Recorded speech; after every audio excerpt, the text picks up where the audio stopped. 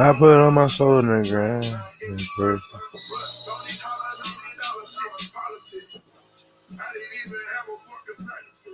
I can smell the ace of spade when I take a piss.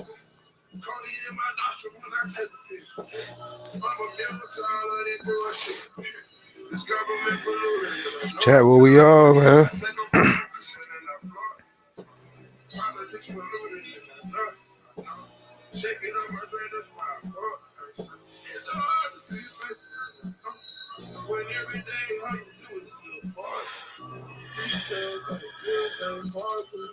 But it feels so good. Take a party.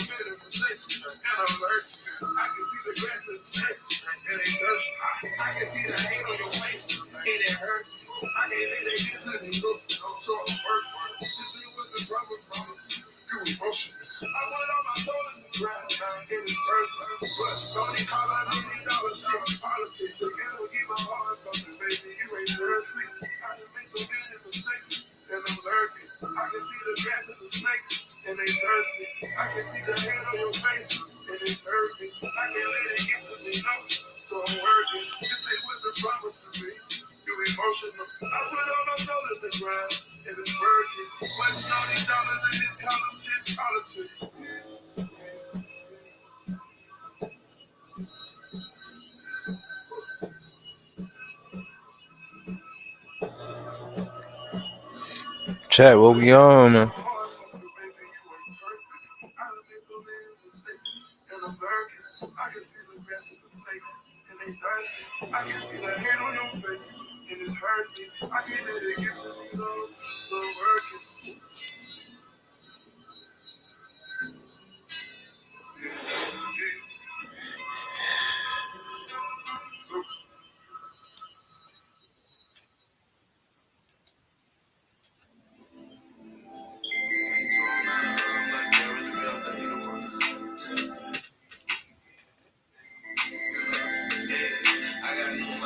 I know what to do, money.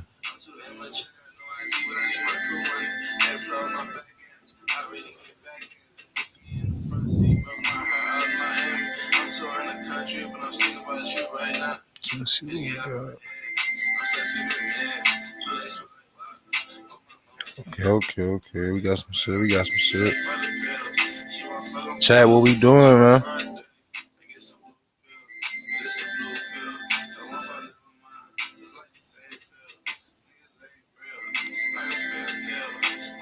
We on, man.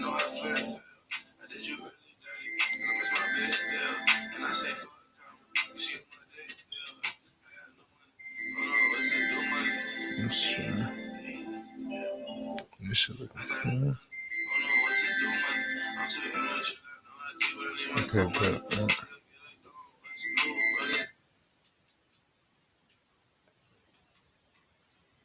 Because every 2 hours they'd get a break. Everybody would go out in the parking lot into the cars and do their drugs. Apparently, they had hotels next to it was right across the street from the airport. They had hotels. They had cops in the hotels. Oh, cameras and stuff. Did a whole sting on the play.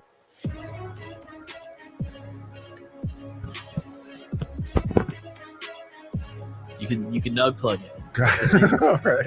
Y'all know what it is, man. Hey, we're outside. Episode 5 of the Gobcast. And this time we have a very exciting guest with a very interesting story from us. We're here with my boy, Marty O'Neill. What is going on, bro? What's up, man? Thank you for coming on, bro. Thank you so much, dude. I appreciate it. Good vibe. We have a banger coming in today. And listen, for those of you guys who aren't familiar, Marty O'Neill, a lot of you may know him from the Dope is Yola podcast, but he is a lot more and has a very interesting story that goes far beyond that.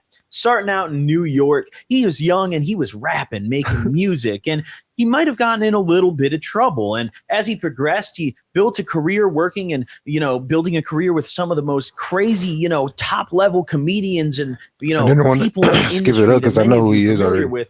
He even did time working on the Joe Rogan show, which I'm sure anyone watching this podcast has to know what that is. Marty's got a crazy story to share with us today, and I'm really excited to have him on. And I'm really excited to have all of you guys watching this. Make sure to drop a like, and also make sure to check out the $50 ounces on Only Gas. You know the vibe. You know where to find them.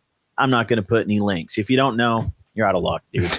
How you been, bro? I'm great. Hey, y'all, follow up, man. Follow this up. was just an idea. It's so cool to be here.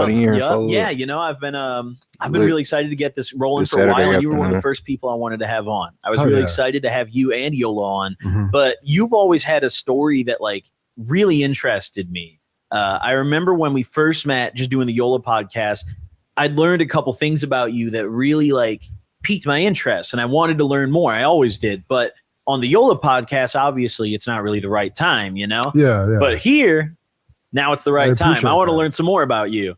So. I appreciate it. This is good timing because, we're making some changes right now internally and bringing on some new people to kind of give me more time to go out and push my story, my personal brand out there more. Fire. Yeah. I'm excited to help you do that. Fucking here on the Gobcast, man. With the whole and shout out to your audience because I've never seen anything like it. From the start of the podcast, these guys just showed you so much support and they were just banging on the door. I'd never seen, like you said, I've worked with so many people. Yep. Fan bases like that are unique, rare. Yep. And when they're actually doing it for a good purpose, this needs to happen. Fuck yeah, I appreciate that, bro. Yeah. I'm sure the gang out there appreciates that too. Thank you all for being so supportive, man. We've got a banger today, but I think we should start it off by getting a little stoned. I'm ready. I think we should get some bong rips. And I know you were saying that you run your bowls a little different. It's all good. But, I don't want to make you hit my bowl style. Listen, I'm not picky whatsoever. Right here, though, we have a sob with an ash catcher and a fresh bowl for you. Okay. So you can rip that bad boy. We can get stoned. Now, you don't take too many bong rips, no? Yeah, I take a couple. I take a few here and there, casually. Very casually. All right, well, I think we got a casual bong today, just to chill. Monster. Oh, my God. There's some lore behind that one. We went to an auction to get that at a Dementia Gallery. I'm not sure if you've ever been. No. It's a smoke shop in Woodland Hills. Shout out Dementia Gallery. Went to an auction where some dude sniped the one that I wanted to get. But we got lucky. It was like a ticket system. So, you just got a ticket and hope you got drawn. And we got drawn 3 times. So we got that bong for the studio. And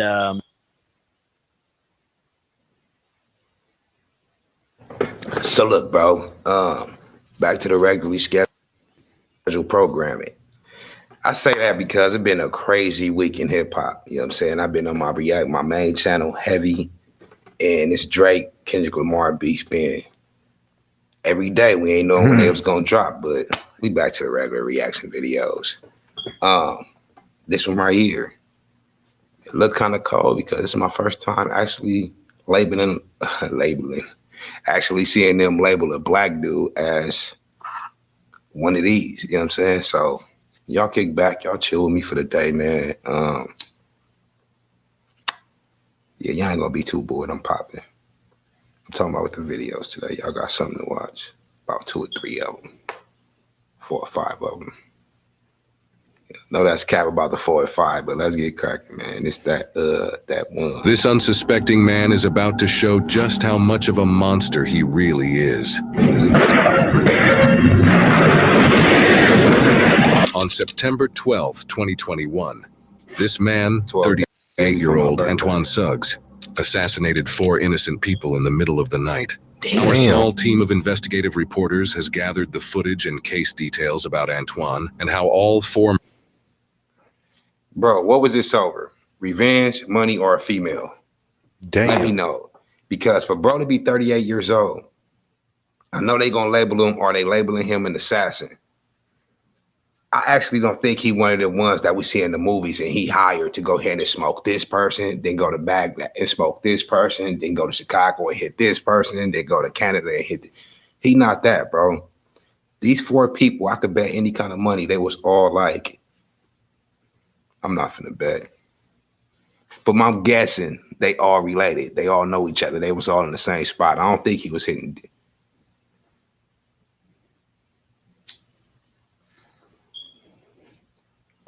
Oh, yeah, I don't think he was hitting different spots. Let's go. Murders came to be in order to present the whole story in its entirety for the first time ever. This all started very early in the morning, a few days prior on September 8th. Antoine arrived in Minnesota via airplane from his home state of Arizona, and footage shows that nothing seems to be out of the ordinary. But that changes very.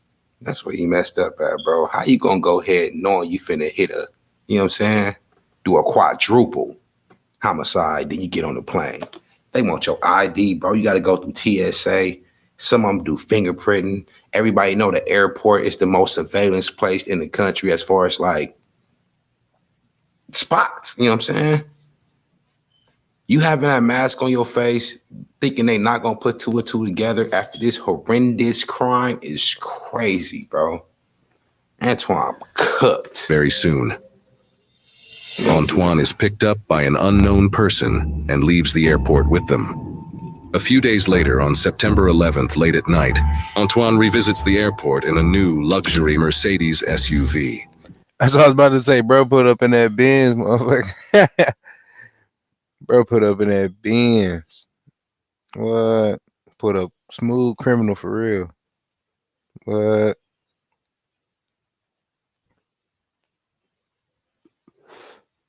Later investigations report that this car was recently loaned to Antoine. It is unknown whether or not Antoine is connected to a larger organized crime group. While it's a logical hypothesis considering the value of this luxury car Antoine is now driving, we have yet to unfold the full story of this case. Is that a female in the car with just heating up. We don't know why Antoine revisited the airport, but the surveillance footage gives us a glimpse at his passenger, who bears a That's a female that he hitting. Oh, they about to show her. striking resemblance to one of his future murder victims, Netosha Lee Flug Presley. Damn. Resemblance to one of his Good thing I didn't bet, bro. They don't look like they know each other at all. Them are 4 different lifestyles. I promise you, they don't look like they know each other at all, bro. What did Antoine go out there and do? And why do he got the female that he knowing he finna smoke in the car with him? And she's so fine. Antoine so thirsty, he probably hit before he smoked her. Keeping it real, bro. She is bad.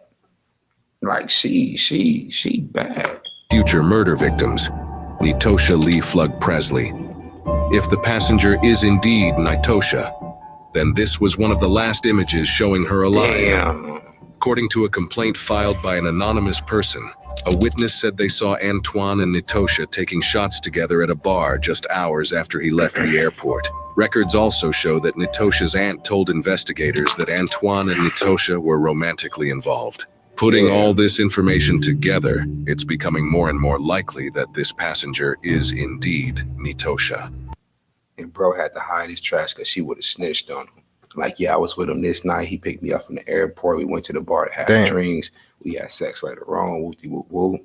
Netosha probably wasn't on the list because I don't think he that stupid to go ahead and ride around with his future victim. But at the same time, he just had to get rid of, you know what I'm saying? All tracks, all evidence. Because Netosha could say, yeah, we was here at this time. We wasn't there. He did whoop. She didn't there. Could be like a little witness though. Like, I don't know, he probably ain't even trust her on that type of time type shit. I don't know, this shit crazy. Cause bro, he ain't even skied up or I don't know. He ain't even, they put up in luxury Benz. Like, hell no. They ain't even do it right though. Whoop, whoop. He hurried up and left and did whoop. Like, damn, Netosha. After a night of drinking, it is believed that Antoine and Netosha went to a residence in St. Paul, where they spent time with 3 other people who would soon become Antoine's other 3 future murder victims. They were Squad. I say this all the time. I do not pre-watch my videos, and it's a good thing I did not bet. Because I said it do not look like they will all be kicking it together, bro. And I was wrong. Good thing I didn't bet that. I was wrong, bro. What did Antoine... They both cold. I ain't gonna lie. Bro, this wasn't his intentions. You know Both the shorties hard. I'm gonna throw that out there. They both hard. what I'm saying? Them We all over at the airport. And drove back with her at the airport. I know he know cameras is there. You riding around with her. Sure you hard. He and his snap got mad at one of them and just end up offing everybody, bro. It had to be. I don't think he just, you know what I'm saying? Were Lois Foreman III, Matthew Pettis, and Jasmine Sturm. Just hours later that same night, now the very early morning of September 12th, surveillance footage caught this altercation sometime around 3:30 a.m. in St. Paul, Minnesota.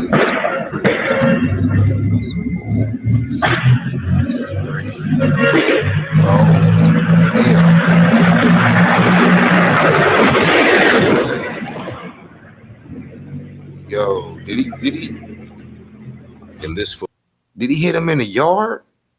Because there's no way he did that up in the house, hurry up and ran to the car and sped off like that. Bro was shooting outside. footage, we hear gunshots and then that same Mercedes car speed through the streets.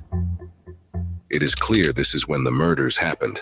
But what Antoine does after this is quite shocking. On the same day around 10 a.m., after driving around for many hours trying to figure out what to do with the dead bodies, Antoine decided that he needed help hiding the bodies. So he makes plans to meet up with his father, 56-year-old Darren Osborne, at a gas station during the day. Antoine's plan was to have... They got him on camera talking to his father about the shit. Goofy. His father follow him into western Wisconsin to a cornfield where they would find an inconspicuous place to dump the car with the bodies in it. Bro, this dumb fool had all of them in the car, including Natosha in the front seat, offed everybody in the car and sped off with all the bodies in the car. I did a video a while ago on my DJ Ghost podcast channel where this girl offed her boyfriend and then she called her mom and her dad to help her, you know what I'm saying, help her hide the body types, right?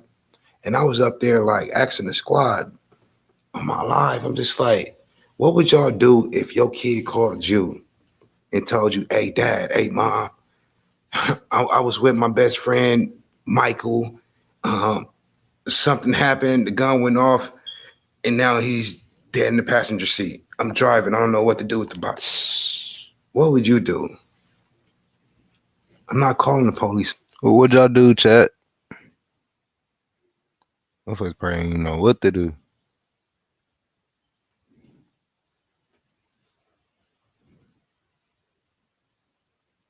To my kid, bro. In this situation right here, I would not call the police on my kid, but you're gonna have to figure this out on your own. 4, bro. This nigga's he's a nut. Like if it's 1, it was an accident, your son, okay, cool. But if it's 4, you gotta let life deal with your son at this point. Just come with the fact that you done birthed a demon. A real live devil, bro.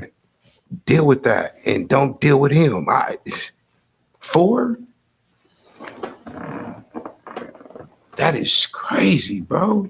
Osborne later told officers that he had no idea at this point there were bodies in Antoine's car.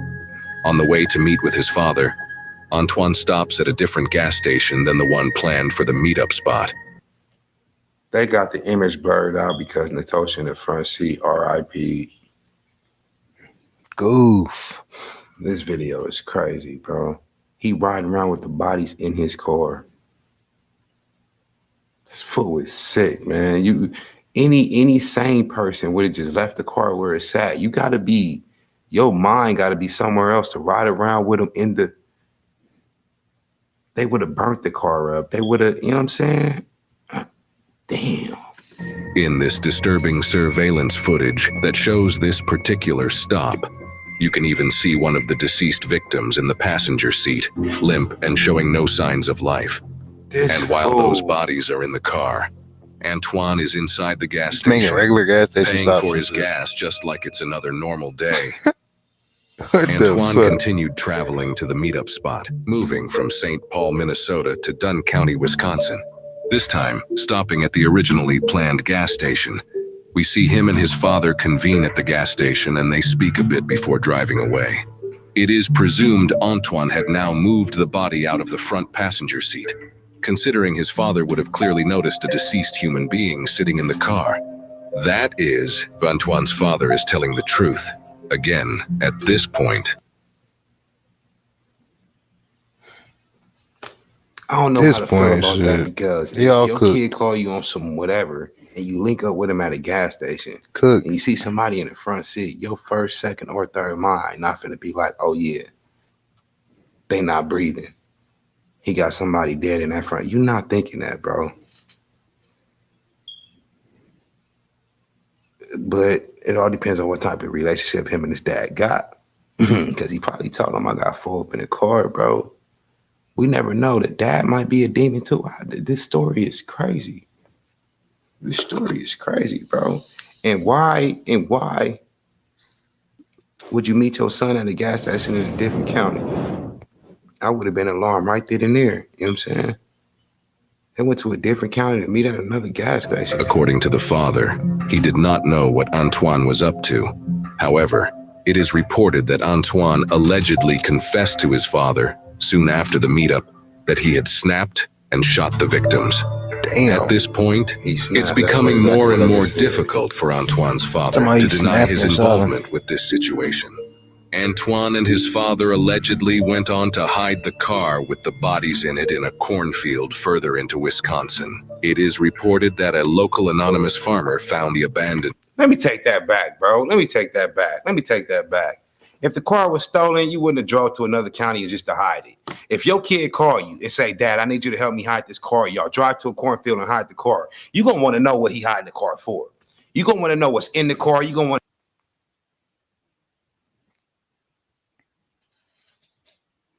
to know the story behind it. You're going to even check. This is your son. It's not your homie to where I'm going to just mind my business. Nah, your son wants you to hide this car, bro. You're going to get out the car and check it. Never mind. Let me take that back. The pops knew. The pops knew, bro. I'm up here trying to give him the benefit of the doubt. Like, oh, yeah, maybe he whoop, and maybe he whoop. Nah, the pops knew. Mercedes in a cornfield in Dunn County, Wisconsin. He very quickly reported it to the police. At this time, no one knew of Antoine's or his father's involvement. However, we do have body cam footage that details some of the officers' experiences investigating the car in the cornfield with the deceased victims in it. What they find is extremely brutal. That's where we're gonna go in right here. Police officer job is crazy, bro. Your anxiety, your heart dropping, you going to a car in the cornfield, you know something is up. Damn. Yeah, we can do it. Something just for We did open the back door. If you need to open the back door. Do we know if that one in the back on the far right is male or female? Do you know? The one on the far back? The behind the driver? I thought it was a female. So they were stiff when you moved them? Yes. Somebody said? Yeah, they not breathing. You can't I tell. opened that door. I basically went like this, and it was just, hard, stiff, rigor, whatever you want to call it. Obviously, the male, we didn't check anything on him. I thought there was like a hole. Looks like there might be blood pooling in his ear, or I thought maybe that was an entry or exit wound. I'm not sure.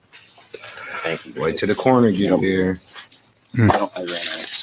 Well, it looks like if the actual keys started down switch back too. With the keys, there's no keys in the A bunch of blood on their shoe. See that? Yeah, it's pooled. Yeah, definite bullet wound to the right side of the face. Yeah, the right pops side had of the to ear see all that. on him, Male? on the male. That's what I thought. These officers are taking careful note of entry and exit wound details for a very important reason. This detail alone is extremely helpful in determining if the murders were committed with intent or in self-defense. I mean, that looks like an entrance wound right there. It didn't look like. Bro, you can tell if it's self-defense or not if they ain't got no more weapons in the car. It can't be self-defense on 4 people. What they tried to do, jump you? pull out a pistol. Where's they? And I know he didn't take them all. Because if he did, the father would have seen that too. It wasn't no self-defense. Bro was up in the car and he snapped. He's a devil. That's the only thing I could think of with bro. He's a devil squad. I know the police got to be real meticulous and examine everything to the T, but you could tell somebody snapped up in this car and all 4 people and dumped them in the cornfield. Straight up. Like an exit wound for me. I'm guessing she got shot in the body though. Yeah, there's blood on her left arm and on her right, and it's old. Watch your right shoulder, man. Yep.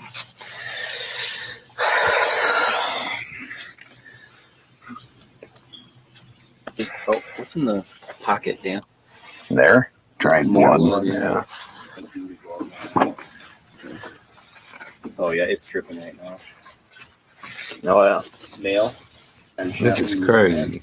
Like, yep. There's the exit wound over here.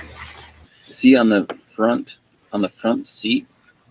Yeah. Right below, right where the shoulder rest is, that white stuff, is that brain matter or skull particulates? Hard to say.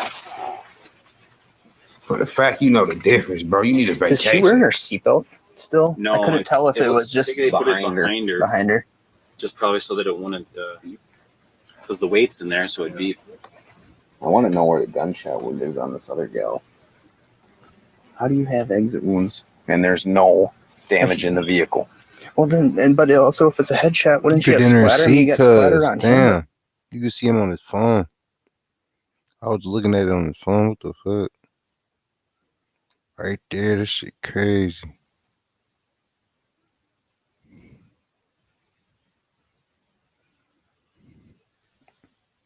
Oh, that's Shorty.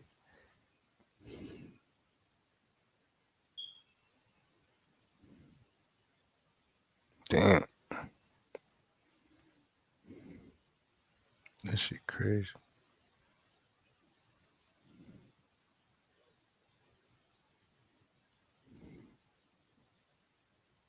Gal. How do you have exit wounds and there's no damage in the vehicle? Well, but also if it's a headshot, wouldn't you have splatter? I mean, you got splatter on him, but it's just weird. Listen to how they talking about his this so his normally. is coming from his nose. You know, that's just draining from the nose from the brain. Shot. Oh yeah. All right. Well, did we look through the? How can they eat No, it? let's just get out of here. I guess we'll go talk to Kyle. During later investigations, Antoine's Arizona ID card was Stupid. found on the floor of the car, covered in blood. This pointed the officers directly to him and later his father as well, as more information was discovered. Damn, they found his ID card. Goofy boy. Found his fucking ID. We got your ID. We got you. They done looked up. What the hell? That shit crazy. Niggas done got your IDs over. The card was found on the floor of the car, covered in blood.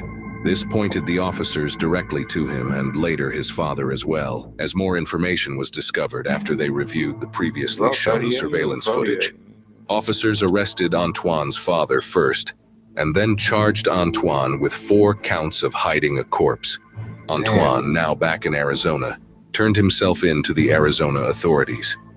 Antoine would now be brought back to St. Paul, Minnesota, the city where he committed the murders.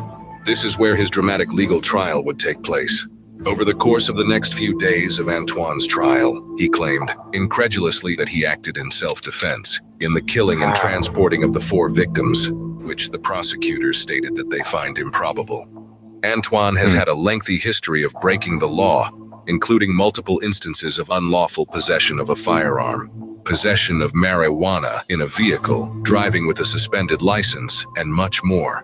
Even though Antoine had never racked up any charges nearly as serious as murder, this made it quite clear that Antoine is no stranger to criminal activity.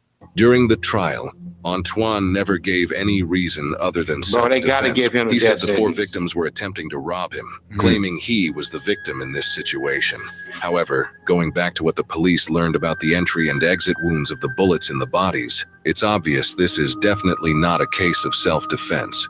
Even though no one believed Antoine's excuse, he still gave no other reason as to why he did this. So we may never know his true motive behind murdering the 4 innocent victims.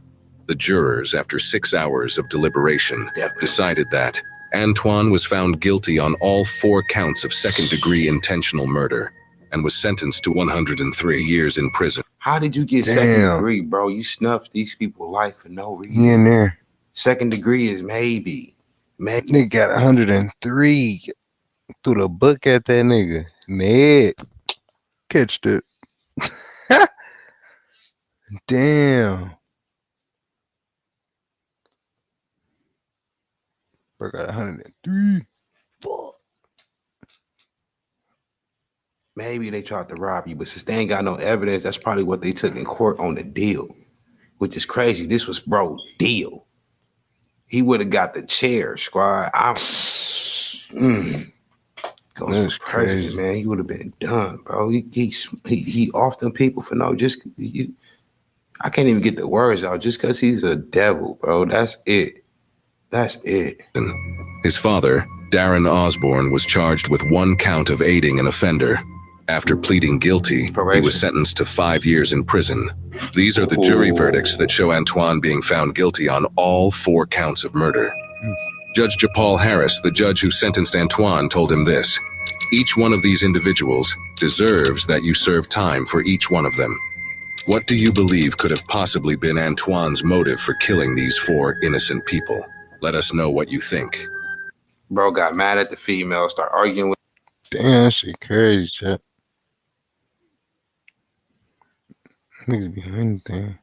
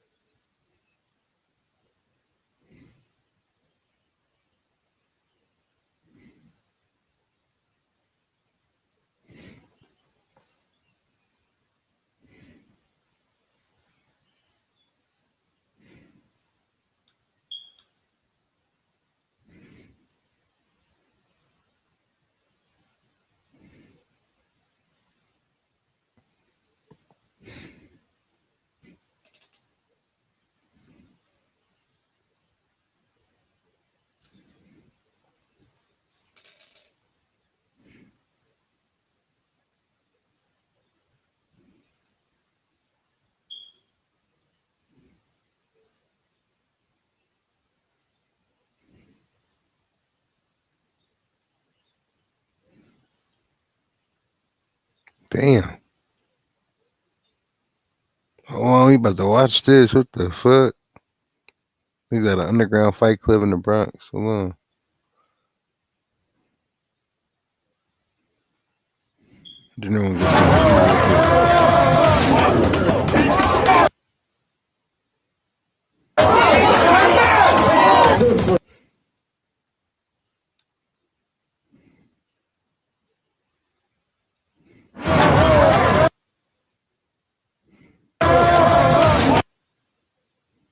Oh shit, bro, about to knock. Hold on, we about to watch this, chat.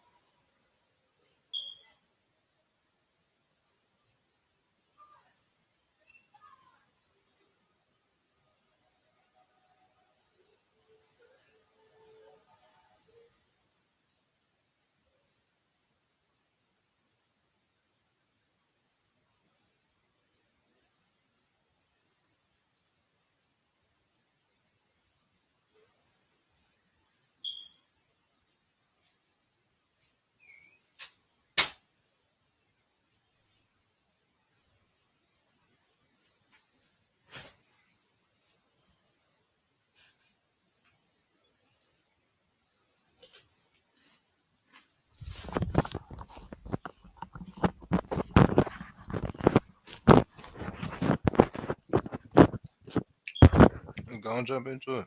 I'm finna eat.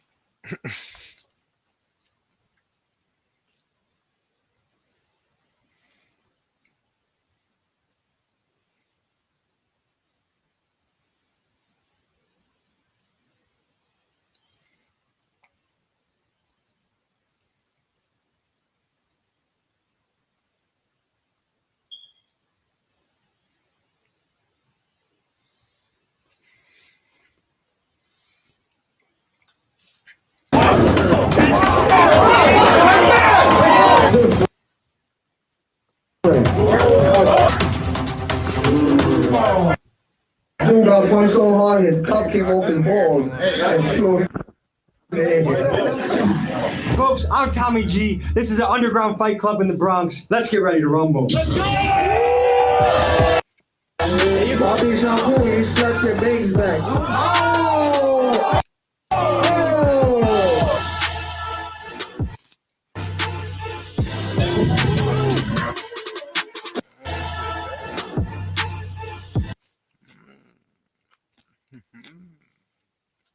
Mommy, I see you.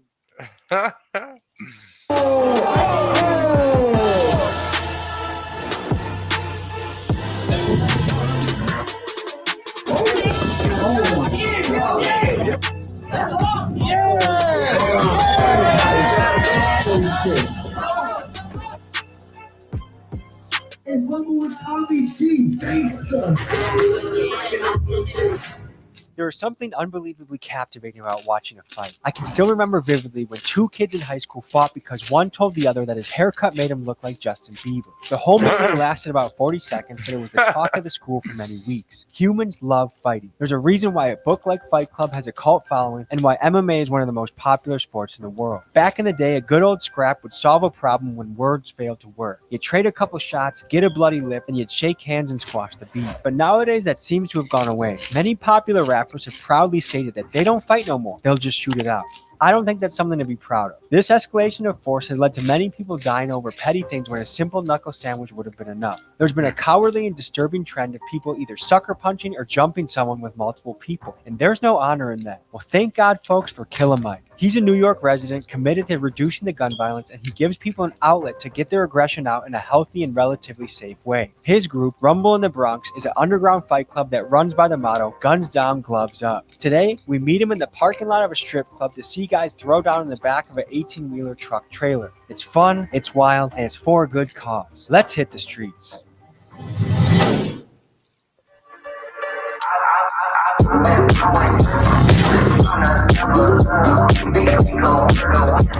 Down to that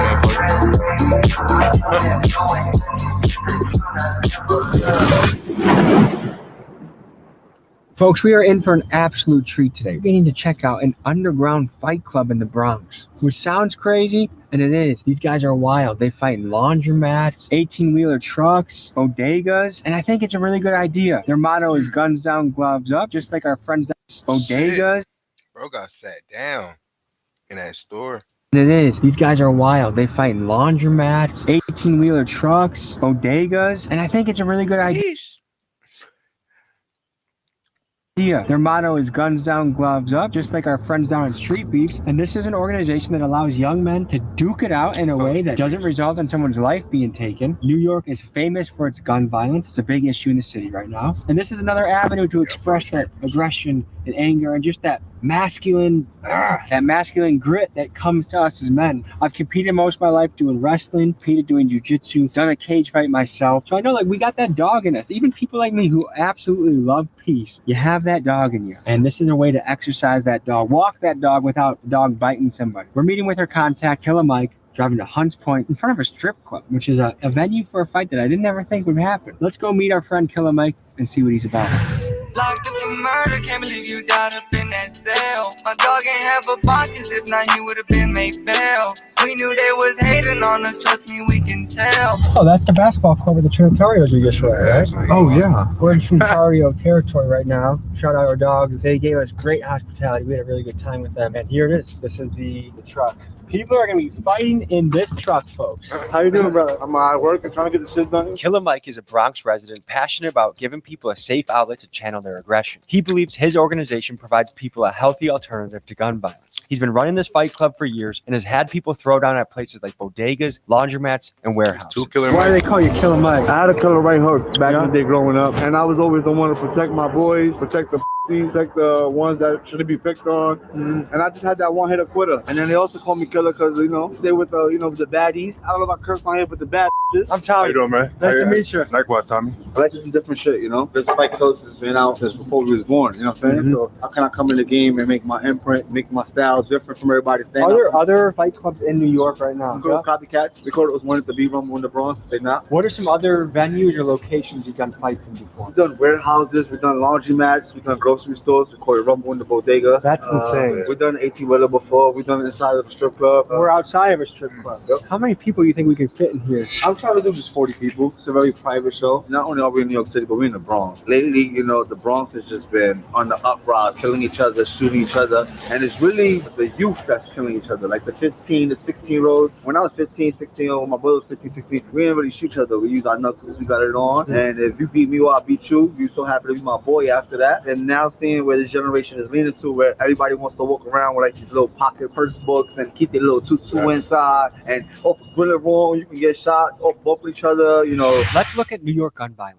After California, New York has the second strictest gun laws in the nation. In 2021, the governor issued an executive order declaring a state of emergency due to gun violence. This created a council on gun violence and treats gun violence not only as a criminal issue, but as a public health issue as well. In the last 2 years, the NYPD has confiscated over 14,000 guns, and from 2022 to 2023, shootings decreased by over 25%, a reduction of 400 fewer people being shot. Many times, New York City is portrayed as a lawless shithole, but to be fair, when you look at the trends over the last 30 years, crime is down over 76% since 1990. Another statistical trend to consider is that since the pandemic, overall gun deaths in the United States are up 43%, with 2/3 of these due to homicides and 1/3 due to suicide. Now, there's a common belief going around that the places with the strictest gun laws have the most gun violence. Let's look at what some of the numbers have to say. A study out of Drexel University says that New York has the lowest gun violence rates among U.S. major cities. Furthermore, a study by Everytown Research shows that the states with the highest gun law violence rates, Mississippi, Alabama, Missouri, have some of the laxest gun laws. Now, you can find stats to back up whatever argument you have, and the counter argument to strict gun laws is that the criminals won't obey the gun laws in the first place, so strict gun laws will only hurt the citizen that wants to protect themselves and embolden the criminal with the gun. What do you think? I'm trying to bring it back to the old school feeling, where you get your respect by fighting a one-on-one. So I also treat this game like a Harlem basketball game, though. So, they make fun of you. So when we fight, we make fun of them, we joke on them. And it's all to bring in that, this shit is gangster, it's negative, it's raw, but it also has a positive outcome. Hunts Point is supposed to be one of the craziest neighborhoods in New York. We were just across the street in that basketball court with the Trinitarios yesterday. Yeah. So there are people roaming through this territory. There's no joke here. There's no joke here, that's for sure. Even through, the gangs of New York, the Bloods, the Crips, the Trinitarios, they all heard of us and they all respect what we stand for. Everyone respects this method and how gangsta and roll we keep it. I put my life on the line, I took the risk. I'm working daily every night, dropping hits. So this show is sponsored by Versatile, which is my brother's company. He owns 18 wheelers. He also owns body shops. So we always get a neighborhood sponsor to sponsor our shows to help us out with the budget. Community's here for us, and that's what we love about it. So this is Rumble in the 18 wheelers, I'm guessing from the layout that we're just doing boxing. It's not like it's going to the ground. There's no chokes, no wrestling. We don't want to kill nobody. You had a reason for the tight quarters, though. Can you tell us about that? Most of my brothers is locked up right now, and they're doing time. They're doing 10 to 15, and some of them is not coming out. With that being said, there's no room in jail to fight. And a lot of people out here in the streets, they quick to grab their gun and shoot, not realizing that when they do get locked up for that shit, they're gonna have to end up fighting again. Yeah. And Hey, after this vid chat, I'm gonna be live on Twitch too, but I'm gonna still be live on YouTube. So hop over to my hop over to my Twitch because I'm gonna be streaming the game. I'll be live on the game, playing on that Madden. After this video though. And there ain't gonna be no space to fight. There's barely one-on-ones in there. But here we're gonna do one-on-ones, and we're gonna treat this like the jail bathroom. Have you had a fight in jail before? No, I've never had a fight in jail. Yeah, I came close. Isaiah, what brought you into the fight club world? He did. Well, actually, I'm gonna do it the other way around. I'm gonna still be live on Twitch. So go over to my Twitch, odwsnipe, man. Follow up. It would be live on there. Streaming game, all the games. Saints Row, Madden. The Crew 2, Motorsport, Mortal Kombat, Spider-Man, whatever, Warzone, shit. Multiplayer, whatever. Be on that shit. My best friend, he told me, let's try to make a change in the street. And what have you seen as the impact of doing this? We done changed families. We even made the news for saving two brothers that they was trying to kill each other in the street. Real brothers. Their mother hit us up. Made them fight at the show. Angry teenage sons to the underground fight club in 2018, which she says gave them the opportunity to put their gloves on and leave it all in the ring. Rumble in the Bronx did just that, squash their beef and saved them from a lot of lockup, 6 feet under. Through stories like these, they hope it inspires others to switch from guns to gloves. What happened after they fought? Cried, hugged it out, Mother was and they crying. best of friends now. People in the audience was crying. You know, it was That right there was like touching. That's when we knew that we was doing something good. We used to go in the streets and, someone died, got shot, we'll have signs up saying, stop killing us, stop doing all this. And I started to realize that, this is pointless. Killers is not paying attention to this. The street dudes are not paying attention to it. What's paying attention is these nonprofit organizations, the politicians, and everybody else that want to be like, yo, come over here, let me show you how to open up a nonprofit so that we can get some money. And everything's about money, but like, are we really saving kids this way? This right here is actually how we save them. I only did one cage fight in my day, but I remember afterwards, me and him were both sitting next to the paramedic. They were taking our pulse, making sure we were good to go. But it was like we knew each other our whole life, even though 10 minutes ago we were each trying to punch each other, choke each other. Afterwards, it's like, oh man, like you hug them. It's something weird that fighting someone brings you closer to somebody. It does. We have a ref, we have a ring girl. We'll throw some money at her, have a good time. You know what I'm saying? She'll shake her nice ass. I'm gonna keep my eyes as high as I can, sweet cheeks, but have a good time. You know what I'm saying? She'll shake her nice ass. That motherfucker, damn, baby, hold on. I'm gonna keep my eyes as high as I can, sweet cheeks, but I don't know. We'll see what happens. No, that's one thing I don't want to have is Tommy G versus the wife. Yeah, right? She's wonderful. She's beautiful. Fellas, stay true to your wife. Shout out, sweet chicks. I met Isaiah. I used to fight for a fight club first called BX Fight Club, and that's how I got my name. Like after that fight club went out of business, I kept asking like, "What's up? Let's bring it back. Let's bring it back." The hood needs it, and they were like, "Yo, take over. It's yours. Like run your own show." And then I brought this aspect to it, different sceneries and all this. But I met him throughout that fight club. One time we went to a club, and I ended up getting jumped in front of that club. Like I cut in my face. I know there's a lot of guys around here are carrying shanks. We learned that yesterday. Yeah. No, everybody carries shanks and guns here. That's what they do. Nobody want to fight with these no more. Do you feel like the streets has lost their code a little bit? That people are willing to do that? Just a little bit. One thing New York don't like to with is rats. We don't with rats. If you're a snitch, you're a the hip hop game is now glorifying 6ix9ine, Gutter. It's changing the game. This generation is just like losing themselves. As long as the music sounds good, they don't care anymore. And that's crazy. Back in the day, you would lose your whole reputation. I've never seen 6ix9ine go to New York City. He can't come to Hunts Point. I would love to see that. Like I would really love to see that. Let me ask you about the whole rats thing. If someone takes out your baby mama and you know who did it, are you a rat if you tell the police? No, I'm taking him out. But are you a rat if you tell the police? You are a rat. The point is for you to handle your own situation. You kill my son? You think I want you to rot in jail? No, I want you to die, motherfucker. I saw there was one clip, I don't know if it was a mom or a dad, but they pretended to be on the phone in a telephone booth with a gun, and when the suspect walked by, they their son. Do you feel like the world's getting crazier? Yes. What makes you say that? Kids shooting kids now. I've been in New York City over 30 years. I haven't seen as much violence with kids since I've been here. Every day's about smoking on this, smoking on this, smoking on this. Bro, like, kids don't go to school no more.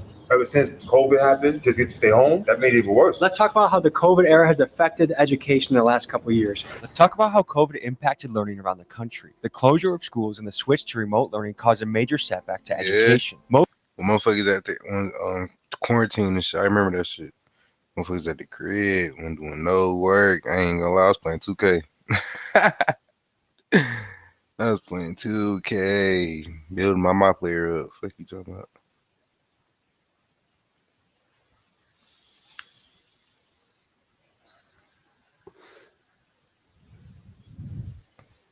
Motherfuckers at home playing 2K.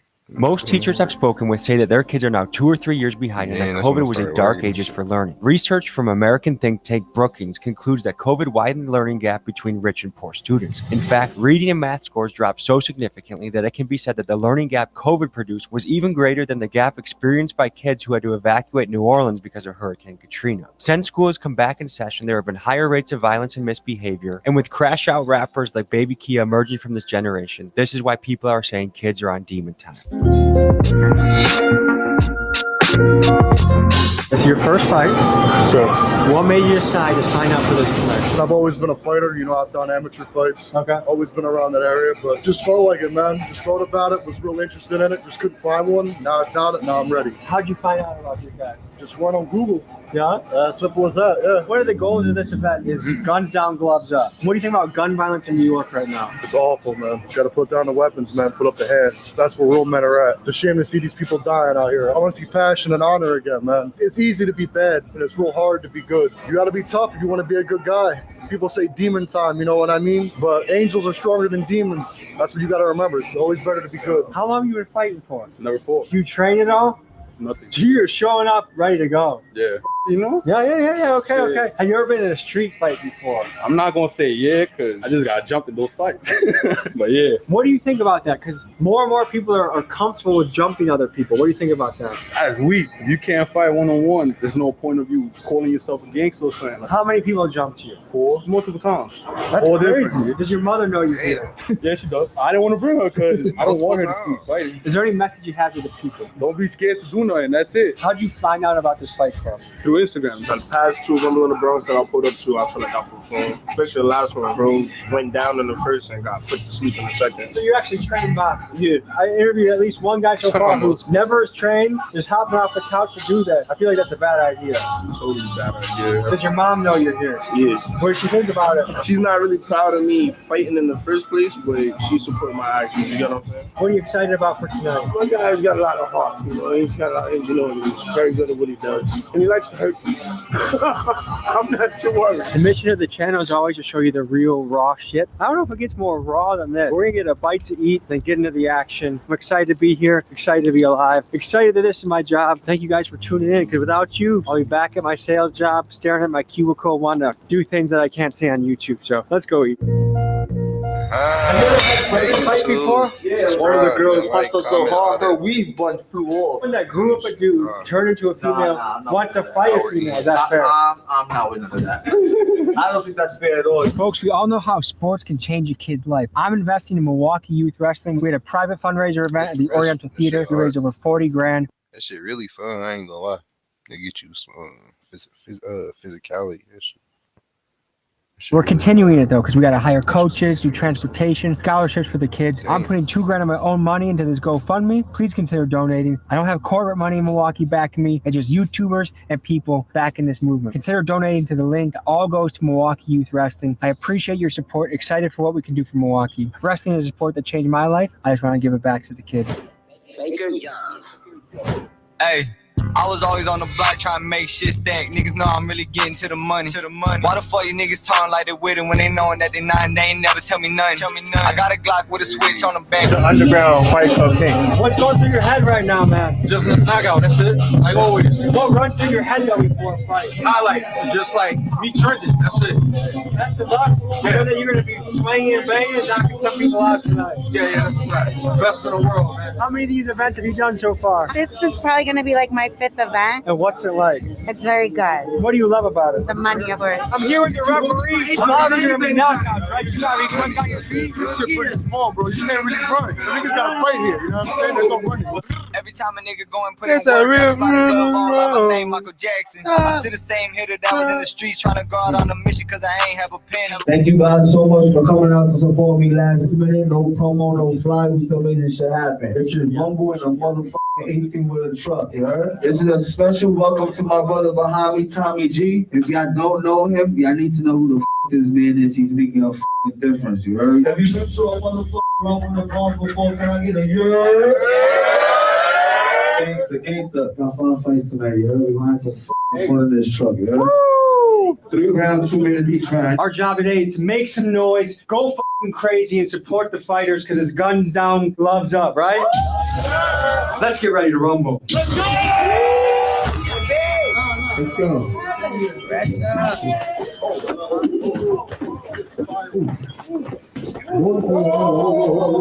Damn. Oh, okay. Ooh,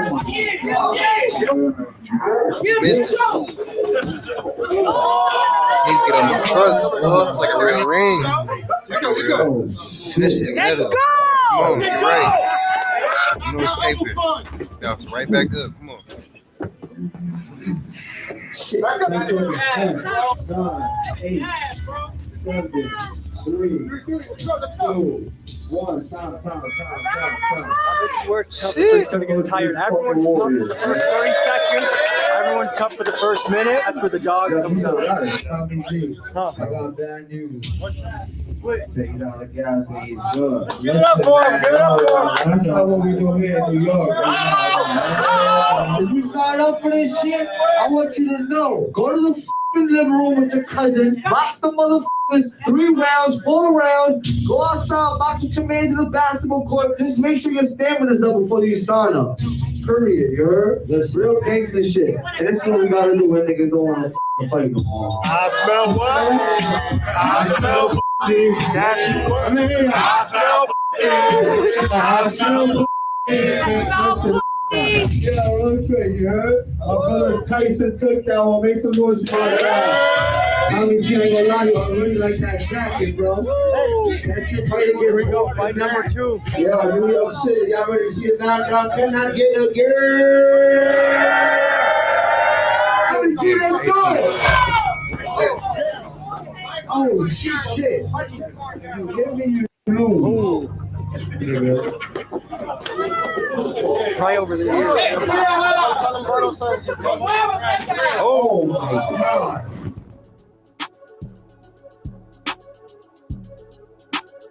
Ooh. Both of them throwing them and they standing good.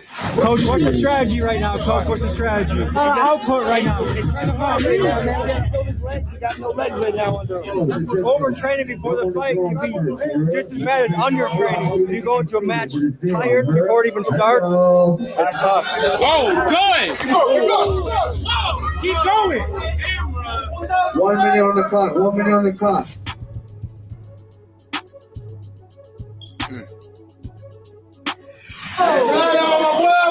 Good uppercut. Dale, vato. 10 seconds. 10. Pinche buena. 8. 3 again. 3 again. 3 together. 3, 2, 1. Time. Listen. I need your help on this one, you heard? I need to find out who took this one. And respectfully, I can't do no draws. 3, 1, Tommy G. I think it was an absolute war. I think both guys did fantastic, but it's got to go to the man in the dreads, I think. Let's go. Okay. Hey, congratulations. That was a hell of a fight. Tell me, what's going through your head right now? The fight is finished? Shit, that shit was a good fight. I ain't gonna lie. Man, we was banging back and forth, head down, just swinging. La pelea terminado fue muy bueno, fue muy fuerte. ¿Qué es en tu mente ahora? Necesito entrenar más mis piernas. Es un buen peleador, pelea fuerte. Oh, you know that, because he was hitting me with some shit, bro. Like, you know what? F it. If you think about this, it is actually insane that we're fighting in an 18-wheel truck. What a life it is, folks.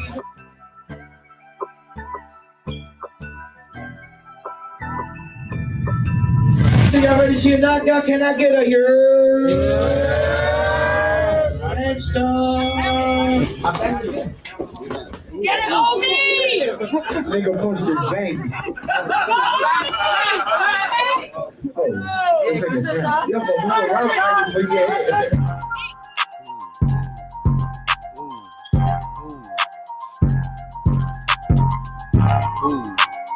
Uppercuts devious. Bobby Shampoo, you slapped your bangs back. Oh, shit! Ready? Bobby Shampoo, you slapped your bangs back.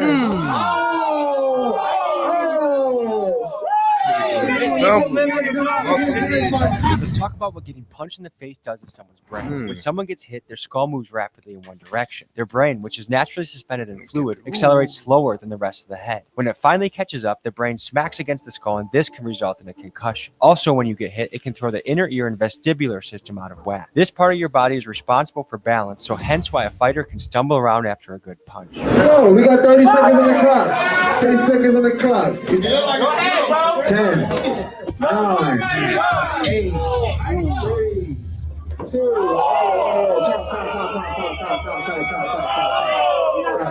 Who the fuck put this wall there? That's it. You got wobble 3 times. That's it, bro. You send that guy back out? No. They need a comment. He wants a knockout. I'm the bro. Knowing when to stop a fight is a huge responsibility. A good referee can make sure a fighter has a long career, and a bad referee is a recipe for dementia. Fight fans get furious at bad referees. For example, former UFC ref Mario Yamasaki. He even has memes about him like, if he dies, and no lives matter. One of his most egregious examples is when he tells unconscious fighter Travis Brown to defend himself. Mario's reffing was so bad that Dana White said, I think it's disgusting. I think he's disgusting, and I never want to see him reffing ever again. In my opinion, this fight should have been called, but it's always easier to make a judgment sitting on the bleachers, and I do respect how much pressure comes along with being a ref. There's a fine line between calling it too early and calling it too late, and both results make people mad. Reffing is a tough job. Nigga Tom is in a fucking building. Oh my god. But these niggas is warriors. That nigga ate everything. The wall, the punch, he eats everything. Finish him! No. Finish him! We're not playing back. We gonna stop it. Alright, let's not go fast. Hold on. Listen. Before we go, make some fucking noise for this warrior. Why niggas would give up at any moment, any time? That nigga's still ready to fucking go.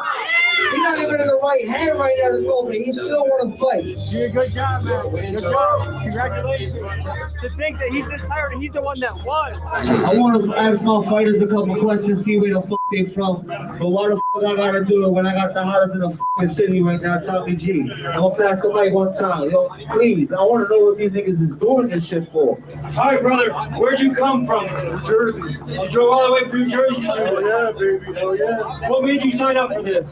I wanted to. Okay, what's going through your head right now? Sure. Hey, best of luck. Swing and bang. Hey, brother, where are you from? Yo, Boogie Down, bro. You know that? Why'd you sign up for this tonight? Because I'm. Okay. Hey, jump, let's go, baby. The Bronx versus Jersey. Jersey in the white tee, Bronx in the black. No, why are you standing right there? In the black. What happened? Oh my. Bronx in the black. Bronx. He just standing there. Come on, Bronx. Bronx in the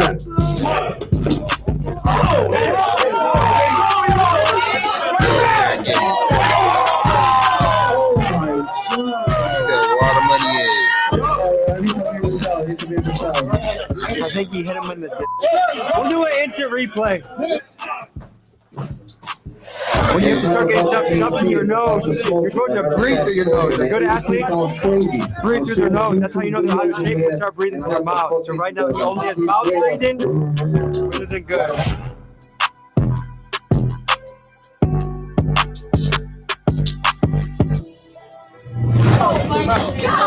Fight back, bro. 10 seconds on the clock. 10 seconds. 10, 9, 8, 7, 6, 5, 3, 2, 1. Stop. Bro, little kid up through this bitch. Bro, really throwing them bitches too.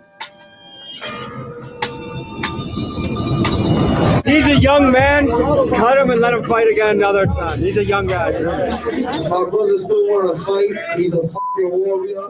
But his nose will not stop bleeding, you heard? And due to the blood, we don't need too much blood coming out. We're going to have to stop this fight. Give it up to them. For these two fighters, though. Ain't nobody good here.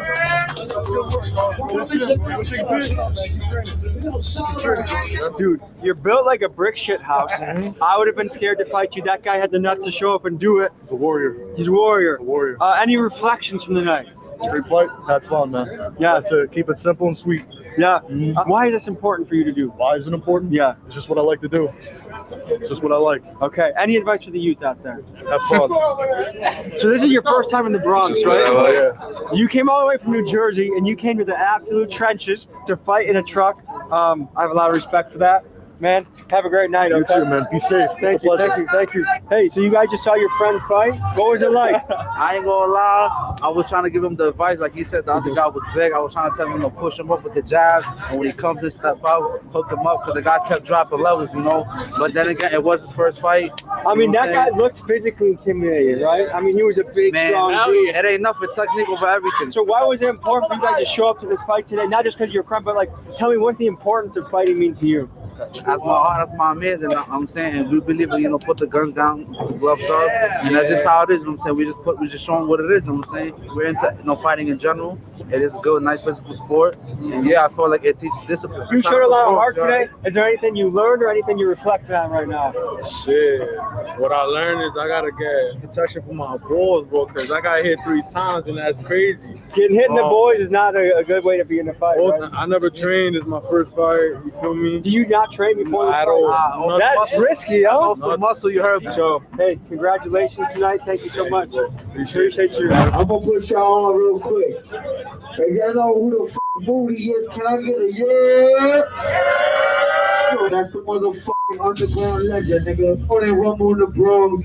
And now he doing big things. He put it on for the fucking city, put it on for the fucking world. And now this nigga will pack his fucking bags and go against other fucking fight clubs by himself. I respect that shit. That shit gangster to me, you heard?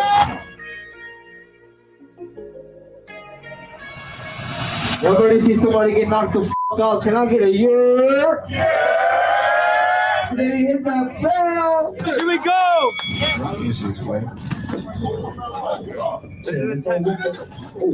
Oh my god.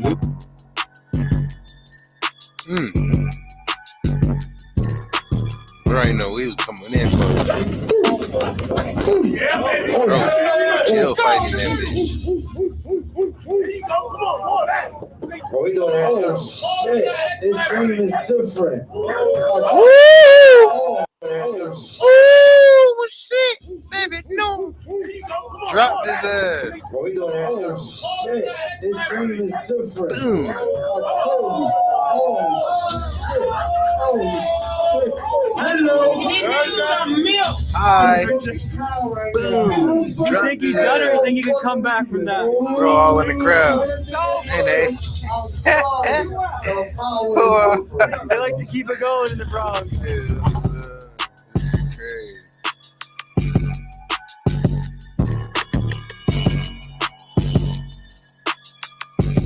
Ooh. He's stumbling in that bitch. You can't handle him. So. Target practice. Let's get it. Hey, Stan, I'll tell you that when you out. Come on. Fight back. You can't go. You ain't go. Fight back. Hold on. You gotta fight back when you don't stop the fight, you heard? You gotta fight back. Hold on. Listen. It's looking like Moody got another one. He don't respect Moody's power, Moody has, and Moody got a fucking another one, nigga. Make some fucking noise for the underground champion, nigga. Good shit, man. Listen, I just want to say I thank y'all from the bottom of my fucking heart, from the bottom of my team's heart. We love y'all. We love y'all more than ever. We appreciate y'all support. We appreciate everybody that's always fucking here who doesn't miss a show. I love y'all, man. I don't miss a show. It never fails me, you heard? Listen, every part of the show I do this right here, and I ain't get to do it. But I dedicate this show to my nephew Chulo, you heard? brother was 10 years old when he lost his life, if you ain't know, you heard? 10 years old. Thank God he ain't died for no bullet, because you know what we stand for. But he did die of some sickness that just occurred out of nowhere. The reason why I want to spread this with y'all and let y'all know is that sometimes, you know, our kids get sick, and sometimes they might be breathing, you know, with and getting crazy or too sick at home, and we think that little medicine at home do the justice. But I really want y'all to take the initiative and really get in a fucking car and go and see a fucking doctor. He was my son, he was my heart, he was the nigga who taught me how to be a good dad before I had my son. This is him right here. You feel me? The logo look good with him. It's rumble for Chulo. You know what I mean? Every fucking time we rumble for Chulo. And it means that much for me. They got niggas support us and me and my team, you heard? Tommy G, I appreciate you, bro, for coming. Tonight was rumble for Tommy G. Thank you, brother. You heard? And we appreciate you. So one time, can I get a euro for Tommy G? So when you come to my city, you tap in with me, nigga, you always good, you heard? Appreciate you. Thanks for love, bro. Look, the people love you. Yeah, You got a lot of respect. Yeah. Yes, sir. Because you can't help but respect someone when they come into a ring. Right. Win, lose, or draw, if someone enters the ring, you gotta have respect for them. Yeah, and I respect this hard, man. He stood in there. Why is this important to you? Why do you keep doing this? Fighting has always been my answer and my way out of everything, any situation, argument, anything. I can't stop fighting, bro. What would be your message to the kids out there that are looking for things to do or maybe feeling lost out there? Shout out to Team Moody. That's my mental health organization. I spread awareness to mental health. Shout out to the Moody kids. I can tell this means a lot to you. Yeah, definitely. This is what I do. I fight. This is how I put on, man. This is how I put on. What I think is really cool is that people think fighting is all about like that grit and that fierceness, which it is, but it also brings out some of the best, like the soft emotions that are really good to experience. Brotherhood, connection. It's really cool to see. Any other things on your mind right now? Nah, not really, man. Is there a gym near you that you can shout out for kids to go to so kids in your neighborhood have a place to go? Yonkers Knockouts. That's right in the square. That's the only gym I'm gonna promote right now, man. Hey, great job tonight. Yes, Honored to watch you. Thank you so much. Yes, sir. Have a good night. All right. So you've been fighting a lot. You just came off 3 knockouts before this fight. You're on a streak. Why is it important for you to fight? Why do you come here and do this? Well, one, for the experience, too, because it's like I'm 19 and these people who's my age right now are doing way bigger and better than I am right now, and I'm trying to get up there, you get what I'm saying? I'm going to be honest, and then I just couldn't breathe. Like, you could tell I was gassed out, especially after the first few, you know what I mean? And that's it, bro. It's getting better. It's important for me to fight to get better. Yeah. Being gassed out in a fight or a match or a bout is always a scary thing because all of a sudden it's tough. I've been there too, where you're drowning in deep water and it feels like you're barely keeping up. No, I was happy that my coach was there to stop it, because if he wasn't, I'd have kept going. I mean, it probably would have ended up different than the way it went. I think, especially young men, they want to keep going sometimes in the fight. There's a good time to call it a day and fight again another time. We just had a successful night, some really good fights. What's going through your head right now, man? I'm just happy that we didn't get shut down. No, we're at a corner of a very hot spot. Very hot. How does this work with police? Was it a chance that police were going to bust? It's a hit and miss. You know, we risk it all to save a life. You feel me? Like, we spoke with the police. You know, they told us like they're behind us as well. They watch our show. They support our show. That's cool. You know, but at the end of the day, there is laws that we gotta follow, and it should be permits, and it should be, you know, the whole, you know, being sanctioned by a boxing committee, especially in New York. But at the end of the day, I just feel like I can't get that. I know, because of the crowd we bring, the attitude we bring to the fight night. You know, and I just feel like, you know, at the end of the day, what's most important is all the lives that's been losing out here, you know? You're a man on a mission, and I think that's the call for all of our lives, is to find what our mission is and to chase it to the fullest that we can. And you're doing it in your own way. I applaud it. I love it. Does anyone have any thoughts they want to add? Nah, man, just appreciate you coming through, man. It's all f***ing love you. I do want to add something. I do want to thank you for coming out and, you know, blessing the Bronx and New York with, you know, with your following and everything you work so f***ing hard for. And I want to give you your flowers now while you're alive, because you deserve it. I've been watching you for a long time. Appreciate you. They don't put the G at the end of Tommy for nothing. Oh, man. You know what I'm saying? Because you're respected everywhere you fucking go. And it's because you put on, you wear your heart on your sleeve like I do. And we appreciate shit like that. You heard? Guys, my channel does not survive without people like this reaching out. And this is always an honor. It's like I have the greatest job in the world because guys like you hit me up and it's fucking fantastic. So the love is much back to you Thank too. you, thank you, bro. Appreciate you. Appreciate and, you. Much Thank love. you for putting my platform with yours, man. Hey, and honor. shout out to Rumble in the fucking Bronx. Doing it like us, you heard? We'll see you next week. Peace. Hey, listen to that. We about to hop on Madden, man. We about for sure hop on Madden, though.